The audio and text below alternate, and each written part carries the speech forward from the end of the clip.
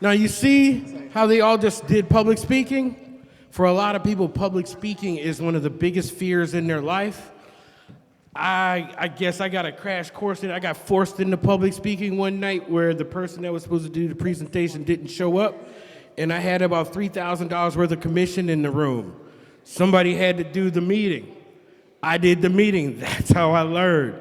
They went through a completely different experience, and public speaking is something that we cover in the boot camp. Yes, sir. Yeah, because Dr. Hodge helped out with the first boot camp, and he's seen these people evolve. And we taught them how to learn. And once you get that, entrepreneurship takes on a whole new world because you know how to go get the answer you need for that question so you can put that part of your business plan together and move forward. So I want to wrap up here. Because we're a little behind, but first I want to thank you all for coming out to participate and attend this event. If you have not already, I encourage you all to check out our website at vmccequity.org. That's V as in Victor, Michael, Charlie, equity.org. Thank you, John. Now, you see those doors on that screen? Those doors represent choice.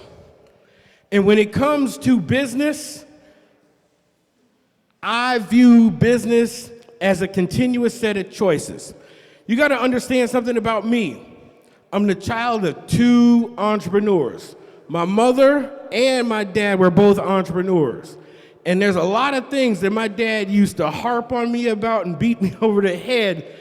Boy, I did not realize until I was about 40 years old how helpful those lessons were.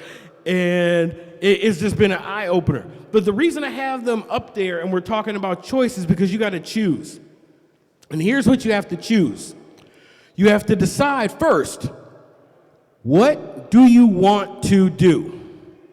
Do you want to be a business owner, a top-tier dispensary owner, cultivator, whatever your interest level may be? Or do you want to be one of the ancillary business owners?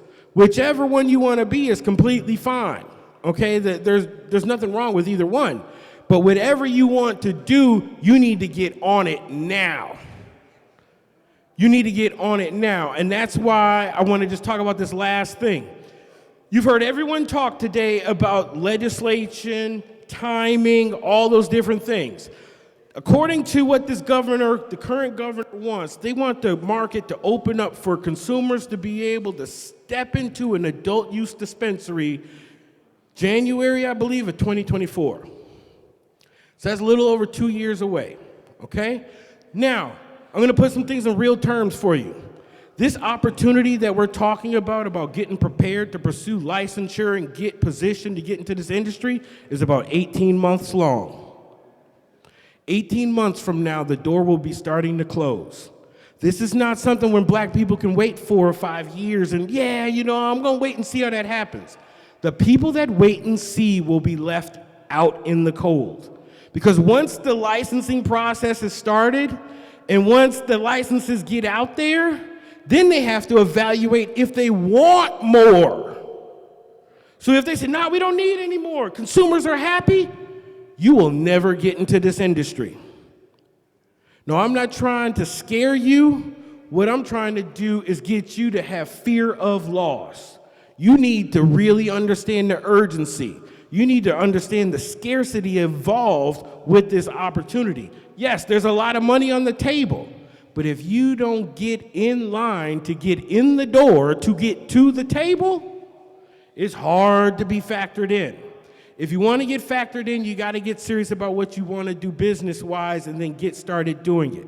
I was talking to a couple people earlier, so let me just say this last stuff and we'll be done. First, we're going to be launching new boot camps within just after the 4th of July holiday, okay? Boot camps are for people that want to pursue top-tier business ownership, dispensary ownership, cultivation, lab testing, manufacturing, that kind of thing.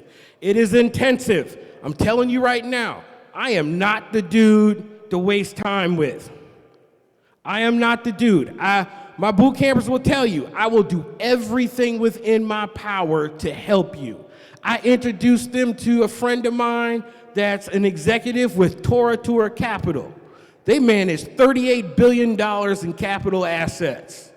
And he came and talked to our boot campers for an hour about dealing with investors. On that same day, I had them talk to Leanne from Columbia Care. She's the investor liaison. She's the person that goes out to big multinational corporations and asks them to invest in Columbia Care.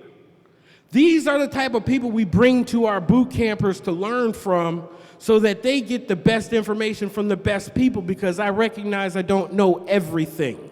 So I try to get the people that know all the other stuff so you can get it right from a powerful source. This is about changing lives, changing the community for one single thing: economic empowerment. I am tired of waiting for politicians. I'm tired of people telling me about waiting for politicians. I'm tired of politicians, period. We need to take action and start demanding what is ours. An opportunity is ours.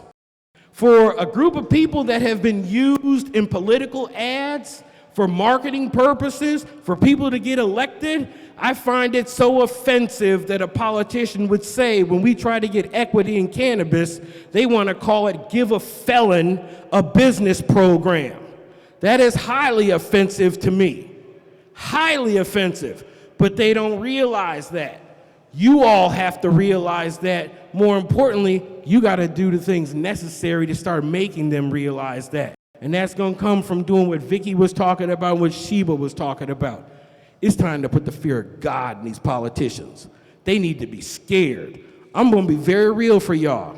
Every black politician does not want to see you in cannabis.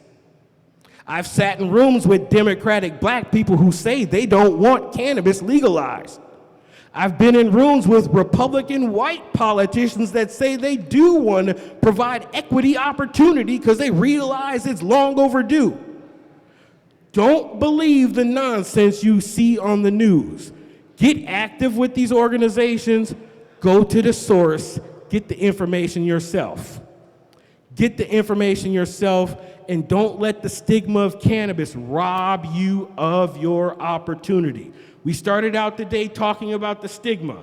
The flyers and the posters talk about the war on the stigma of cannabis. I think we've talked about that enough for you all to understand why I keep emphasizing that. Because that stigma of cannabis has people that could pursue this industry not pursuing it. And that's insane, because we only got about 18 months. So guys, bad habit. Ladies and gentlemen, that's a really bad habit. I want to encourage you all to check out our website. The new boot camp information is up there. Like I said, we'll be announcing the dates by the end of the month. We also launched the new program for consumers that want to learn about becoming a cannabis consumer and people that want to get involved in the jobs. If you have not connected with us on Instagram, please do. Just look up VMCC Equity. If you haven't followed us on Twitter, please do. Why? Because as I travel and do events and I make new connections, we're going to be launching podcasts for coalition members where I got a couple people that have reached out to me that are professionals in the industry, friends in other parts of the country, where we're going to do podcasts for our boot camp members and our coalition members, where you'll be able to talk to the people doing the cultivation facility design. You'll be able to talk to the people designing and opening up the dispensaries. We'll have roundtable talks where you guys can pick their brain for an hour in an open format. So we're just getting started. We're trying to create as many black millionaires in the state of Virginia before this thing is said and done. So this is Zara McLean's only baby boy saying, it's been a plum pleasing pleasure. I thank you all for coming out. God bless you.